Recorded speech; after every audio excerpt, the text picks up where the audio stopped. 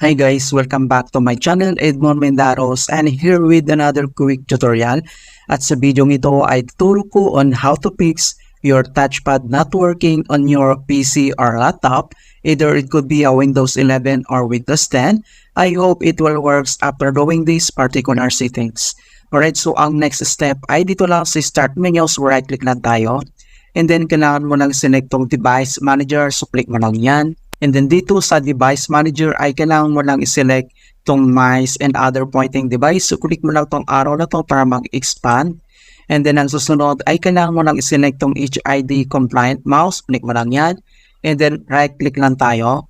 And then ang susunod ay click mo lang tong update drivers. Click mo lang yan. And then ang susunod ay kailangan mo lang i-select tong search automatically for drivers. So click lang natin yan. And then dito na siya. So the best drivers for your device is already installed. So close lang natin yan. And then next method na pwede natin gawin ay click mo lang tong HD compliant mouse. So right click ulit tayo.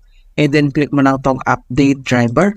And then ang susunod ay kailangan mo lang i-select tong browse my computer for drivers. So click mo lang yan. And then dito ay kailangan mo lang select tong let me pick from a list of available drivers on my computer. So click mo lang yan. And then select lang tayo dito yung model available. Okay, so click lang natin tong HD compliant mouse and then click mo lang tong next. And then ito na siya. So Windows has successfully updated your drivers. Alright, so kapag nagawa natin yan at hindi pa rin naayos yung touchpad, so in the next method na pwede natin gawin ay dito lang din sa device manager. Kailangan mo lang select tong human interface device. So click mo lang yan. And then ang susunod ay kailangan mo lang hanapin yung HD compliant touchpad. So click mo lang ito. And then kailangan mo lang mag right click. And then next ay kailangan mo lang i-click tong uninstall device. So i-click mo lang ito.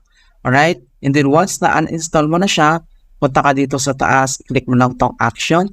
And then kailangan mo lang i-select tong scan for hardware changes. So click mo lang yan. And then wait natin mag-scan. Alright. And then next ay back tayo dito sa HD compliant touchpad. So right click lang tayo dyan. And then kailangan mo lang i-click tong update drivers. So click mo lang yan. And then select mo lang tong search automatically for drivers. And then it's already installed. Okay.